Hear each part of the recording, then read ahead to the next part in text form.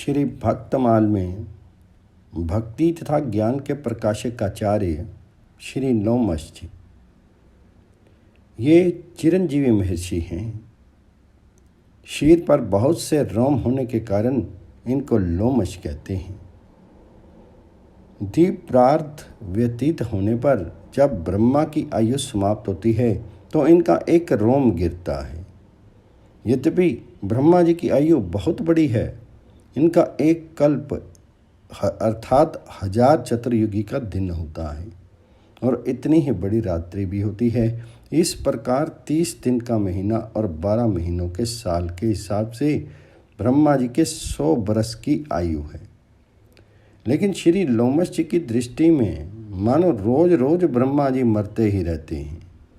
एक बार तो अपनी दीर्घ आयुष्यता से अकुला करके इन्होंने भगवान जी से मृत्यु का वरदान मांगा। प्रभु ने उत्तर दिया कि यदि जल ब्रह्म की अथवा ब्राह्मण की निंदा करो तो उस महापातक से आप भले ही मार सकते हो, अन्यथा आपके यहाँ काल की दाल नहीं गलने वाली है।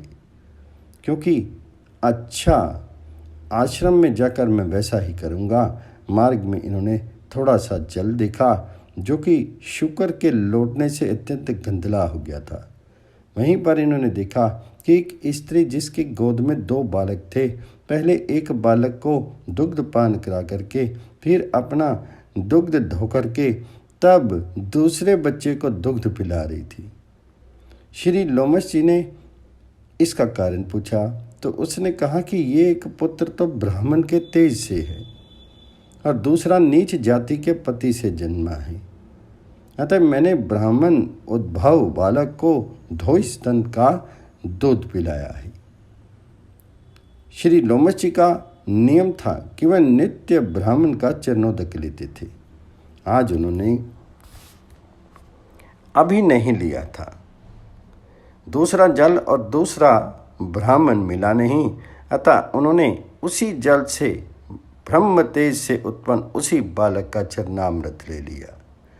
उसी समय प्रभु प्रकट हो गए और बोले कि तुमने जब ऐसे जल को भी आदर दिया और ऐसे ब्राह्मण के चरण सरोज की भी भक्ति की, तो तुम भला जल या विप्र के निंदक कब हो सकते हो।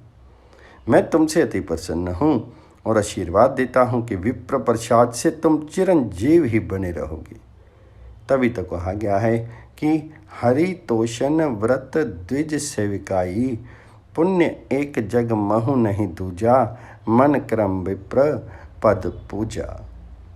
श्री लोमश जी इतने दीर्घायु होकर के भी शीर की क्षण भंगुरता का निरंतर अनुसंधान करते हुए श्रद्धा अपरिघ्य पूर्वक सदा श्रद्धा हरि चिंतन में तल्लीन रहते हैं। ब्रह्मवैवर्त पुराण में एक कथा आती है। एक बार देवराज इंद्र ने अपने को अमर मान करके एक बड़ा विशाल महल बनवाना प्रारंभ किया। बेचारा विश्वकर्मा पूरे 100 वर्ष तक कन्नी वसूली चलाता रहा, परंतु तब भी जब निर्माण कार्य का पर्यवसान उन्हें नहीं दिख पड़ा तो घबरा करके वे मन ही मन ब्रह्मा जी की शरण गए। ब्रह्मा जी ने भगवान जी से प्रार्थना की। भगवान एक ब्राह्मण बालक का रूप धारण करके इंद्र के पास पहुँचे और पूछा, देवेंद्र, आपके इस निर्माण कार्य में कितने विश्वकर्मा लगे हैं और कब तक यह पूर्ण होगा। इंद्र तो आज तक एक ही विश्वकर्मा को जानते थे। यह प्रश्न सुन करके कुछ चकरा कर पूछा, क्या विश्वकर्मा भी कहीं हैं। तब बालक रूपधारी भगवान जी ने इंद्र से सृष्टि का अनंत्य वर्णन करते हुए नीचे जाते हुए 200 गज लंबे चौड़े चींटे के समुदाय की ओर उनका ध्यान आकृष्ट किया और कहा कि ये सब पहले कभी इंद्र हो चुके हैं, पुण्य क्षीण होने पर अब इस गति को प्राप्त हैं। इंद्र के पांव के नीचे की जमीन खिसक गई। भगवान ये कह ही रहे थे कि महर्षि लोमश भी सिर पर चटाई रखे वहां आ पहुँचे। वस्तुतस्तु भगवान जी ने उनका स्मरण किया था। इंद्र ने यथोचित सत्कार किया। तदंतर भगवान जी ने जब मुनि से सिर पर चटाई रखने एवं वक्ष स्थल पर के रोम रिक्त स्थान के रहस्य को जानने की इच्छा की तो मुनि ने बड़ी शांतिपूर्वक कहा, जीवन क्षणभंगुर है। इस थोड़ी सी आयु के लिए संग्रह परिग्रह तथा कुटिया आदि बनाने की कौन खटपट करे। ये चटाई मुझे पर्याप्त छाया दे देती है। मैंने अपनी आंखों से न जाने कितने इंद्र और ब्रह्मा का विनाश देखा है। इनकी मृत्यु पर मेरा एक रोम गिर जाता है। यही विचार करके मैं समस्त जगत प्रपंच से मुंह मोड़ करके भगवान नाम का एकमात्र सहारा लेकर के पर्यटन करता रहता हूँ। इंद्र को अपनी भूल समझ में आ गई और उन्होंने निर्माण कार्य बंद कर दिया। एक बार लोमस जी ने श्री नारद जी से पूछा, आप कहाँ से आ रहे हैं? तो श्री नारद जी ने कहा, मैं नित्य प्रति भगवान श्री राम का दर्शन करने श्री अयोध्या जाता हूँ। श्रीमद् गोस्वामी तुलसीदास जी ने भी लिखा है, नारद आदि सनक आदि मुनीसा दर्शन लागी कौशल अधीसा, दिन प्रति सकल अयोध्या आवहीं, देखी नगरो विरागो बिसरावहीं।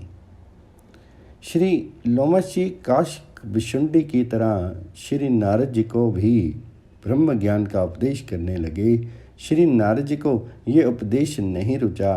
भगवान जी से शिकायत की, तब भगवान जी ने इन्हें भी श्री मार्कंडेय जी की तरह माया का दर्शन कराया। इन्होंने माया के परले अपयोधी में डूबते उतराते वैकुंठ में पहुँच करके भगवान विष्णु से रक्षा की प्रार्थना की। तो भगवान विष्णु ने कहा, हम तो एक ब्रह्मांड के पालक हैं और ये माया अनंत कोटि ब्रह्मांड नायक श्री राम जी की है। अतः आप श्री राम जी की शरण ग्रहण करें। लोमस जी जिस भी ब्रह्मांड में पहुँचते वहाँ यही आदेश होता। तब भटकते भटकते जब वे श्री अयोध्या जी पहुँचे तो इन्होंने प्रथम श्री सरयू जी में स्नान किया। तब श्री रघुनाथ जी का दर्शन हुआ। त्राही त्राही कह करके ये चरणों में पड़े, तब माया से छूटे। फिर तो इन्होंने खूब राम जी का यश गाया, जो लोमश रामायण के नाम से प्रसिद्ध है।